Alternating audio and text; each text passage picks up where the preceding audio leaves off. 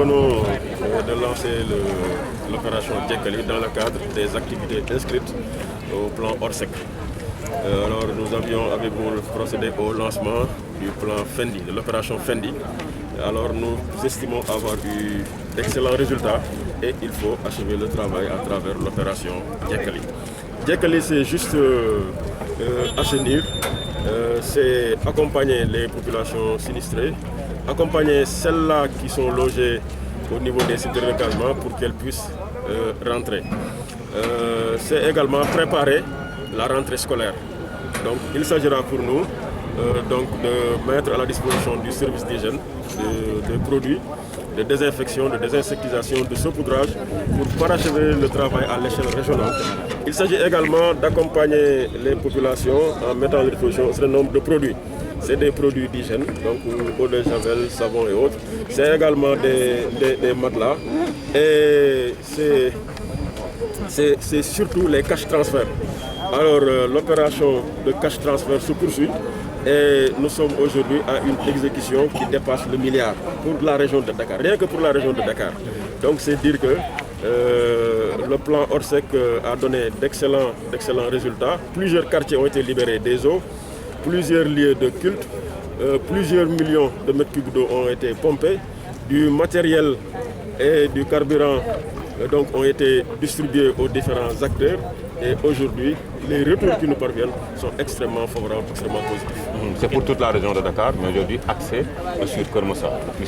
Oui, c'est pour toute la région de Dakar, mais surtout le département de Pikine de manière générale et le département de Rufisque, parce que ce sont ces deux départements-là qui ont été le plus impactés par les inondations.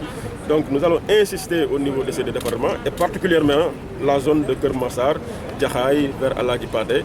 Et voilà, maintenant nous allons voir au niveau des départements de Guédiawaye et Dakar ce que nous pouvons faire dans le cadre du plan Djekali. Mais je dois pouvoir vous dire que pour Guédiawaye, pratiquement, le travail est déjà fait, exécuté à 100% dans le cadre du programme, du plan, de l'opération Fendi.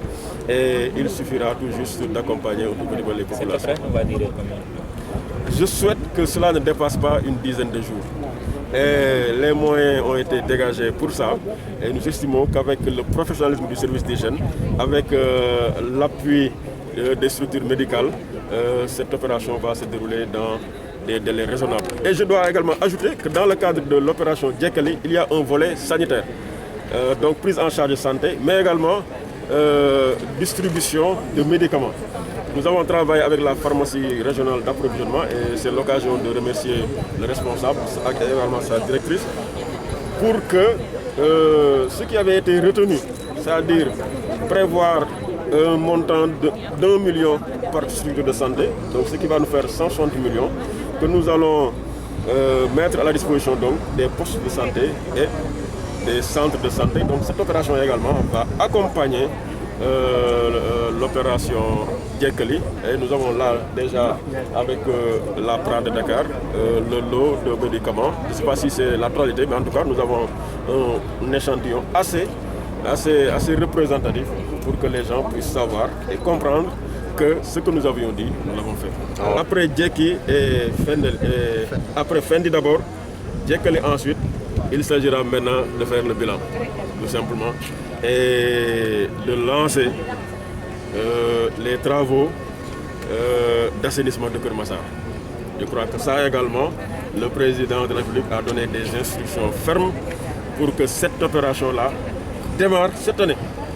Donc nous sommes au mois d'octobre et Inch'Allah, avant la fin de l'année, les travaux d'assainissement de Keur Massar devraient pouvoir démarrer et se poursuivre. Maintenant, pour que l'année prochaine, même si les travaux ne sont pas achevés, qu'il n'y ait pas d'inondation à Keur Massar. C'est cela le défi. Le chef de l'État l'a dit, il l'a répété, les services se sont engagés pour le réaliser. Alors, c'est une opération qui va concerner la région de Dakar. Maintenant, vous allez me dire que toute la région n'est pas sinistrée. Mais on ne peut pas, par exemple, dérouler des opérations de saupoudrage à Rufisque ou une partie de Rufisque et laisser l'autre partie, ni le faire pour... Donc ce sera à l'échelle régionale. Maintenant, il y a des appuis maintenant ciblés pour les familles sinistrées. Là, c'est les cash transferts, c'est les matelas, c'est les produits d'hygiène. Nous avions à l'époque communiqué sur le chiffre de déclaration de sinistre qui était estimé à 7300 à peu près. Aujourd'hui, sur ces 7300 déclarations, plus de 4000 ont déjà reçu des cash transferts. Alors je dis plus de 4000 parce que le dernier point, avec des chiffres qui m'ont été faits, donc le dernier point, estimait le nombre de familles ayant reçu des cash transferts à 4300. Et entre-temps, ça a évolué. On était à 800 millions et aujourd'hui, on me communique le chiffre de plus d'1 milliard. Donc, pour ce genre d'action, c'est les familles sinistrées. Mais pour tout le reste, santé, hygiène et autres, c'est pour toute la région de Dakar.